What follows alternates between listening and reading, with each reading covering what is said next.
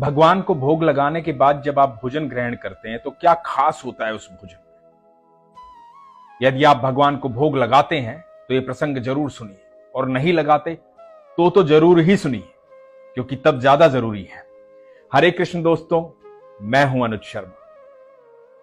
एक बार एक सेठ था, बहुत कंजूस था, लेकिन दिल से सच्चा था, ईमानदार था।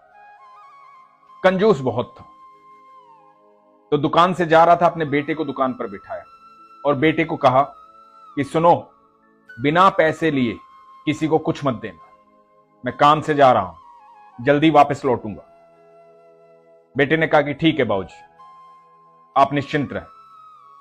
बेटा दुकानदारी करने लगा, बिना पैसे के किसी को कुछ नहीं दे रहा था। थोड़ी देर बाद एक संत आए। वो संत कभी कभी इनकी दुकान पर आते थे। वो संत पास के तालाब के पास एक मंदिर था, वहां पर भगवान की सेवा करते थे। तो संत आए। बेटे को पता था कि संत जगह जगह जा करके अपने खाने पीने का सामान इकट्ठा करते हैं, उसी से भोग तैयार करते हैं, उसी से भोजन बनता है। तो संत ने आके कहा कि बेटा नमक चाहिए। तो सेठ के बेटे ने नमक निकाला और संत को दे दिया। संत नमक लेकर चले गए। थोड़ी देर बाद सेठ आए। सेठ ने देखा कि एक डब्बा खुला हुआ है। सेठ ने कहा कि ये क्या, किसको बेचा है तूने? तो बेटे ने बताया कि वो संत आए थे, उनको नमक चाहिए था, मैंने नमक निकाल करके दे दिया। तो सेठ ने कहा कि बेवकूफ पागल, नमक नहीं था इसमें, जहर था इसमें। तो बेटे ने बताया वो तालाब के पास जो संत रहते हैं, जो मंदिर की सेवा करते हैं, मैंने तो उनको दे दिया। सेठ हड़बड़ाया, घबराया, भाग करके गया तालाब की तरफ। जब तालाब की तरफ पहुंचा, भाग करके मंदिर में गया, दूर से चिल्लाने लगा कि बाबा रुकिए, बाबा रुकिए, भोजन मत कीजिएगा, रुकिए। मंदिर पहुंचा तो संत ने भगवान को भोग लगा दिया था। और सेठ ने संत से कहा कि आप भोजन मत कीजिए, उस भोजन में नमक नहीं है, जहर है, मेरे बेटे ने गलती से आपको जहर दे दी। संत मुस्कुराए। संत ने कहा कि अब तो चाहे जहर था या चाहे नमक था, अब तो कुछ भी नहीं हो सकता, क्योंकि भोग मैंने मेरे भगवान को लगा दिया है, और जो भोग इनको लगाता हूं वही भोग मैं ग्रहण करता हूं। मेरे भगवान ने जैसा भोग ग्रहण किया है वही भोग मैं भी ग्रहण करूंगा। तो अब जो होगा देखा जाएगा, सब मेरे ईश्वर की माया है, जैसी उसकी इच्छा, आप निश्चिंत रहें। संत के चेहरे पर थोड़ी सी भी शिकन नहीं थी, कोई घबराहट नहीं थी, कोई डर नहीं था। लेकिन सेठ डरा हुआ था, घबराया हुआ था, परेशान था। संत ने भोग लिया और प्रसाद ग्रहण किया, बड़े मन से, आत्मीयता से, दिल से भगवान का नाम लिया और सेठ को बोला कि आप जाइए, निश्चिंत रहिए। सेठ बोला कि नहीं, मैं यहीं बैठूंगा, मैं आपके साथ ही बैठा हूं, आपको कुछ हो गया तो। संत ने कहा कि यह प्रसाद था भगवान का, कुछ नहीं होगा, आप निश्चिंत रहिए। लेकिन सेठ कहां मानने वाला था। सेठ धर्मी था, भले ही कंजूस था। उसे लगा संत को कुछ हो गया तो एक बहुत बड़ा पाप मेरे हाथों हो जाएगा। सेठ वहीं बैठा रहा। रात्रि हुई। संत आराम से भगवान का नाम लेकर के निंद्रा में लीन हो गए। सेठ भी तालाब के किनारे बैठे थे, ठंडी हवा के झोंके थे। सेठ को भी नींद आने लगी, लेकिन बैठे रहे, सुबह होने का इंतजार करते रहे।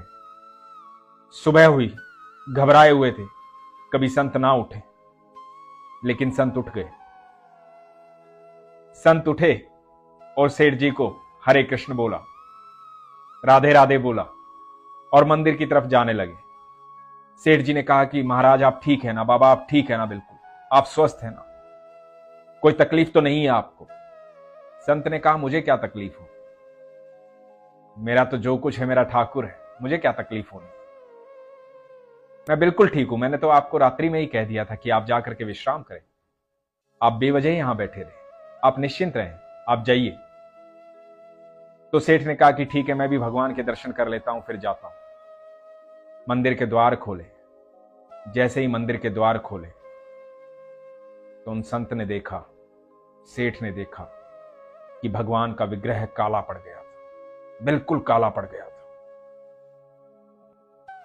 उस भोग में जहर था, लेकिन जहर भगवान ने अपने भक्त तक नहीं आने दिया, उसका भोग खुद लगाया, इसीलिए वो ईश्वर है।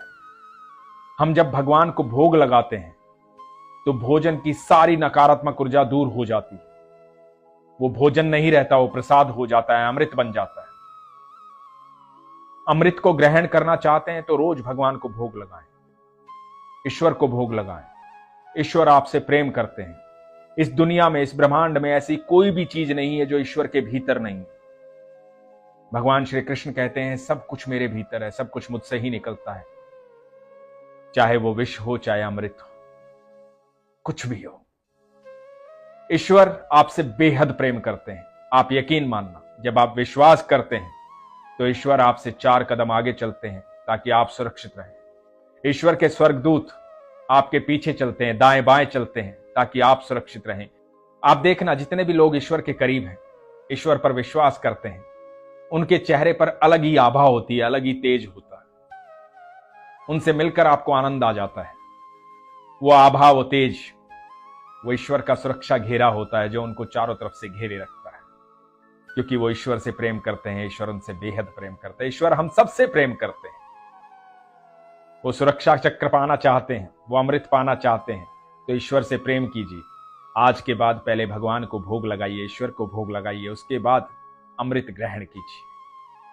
अपने विश्वास को मजबूत कीजिए, अपना ख्याल रखिए। हरे कृष्ण।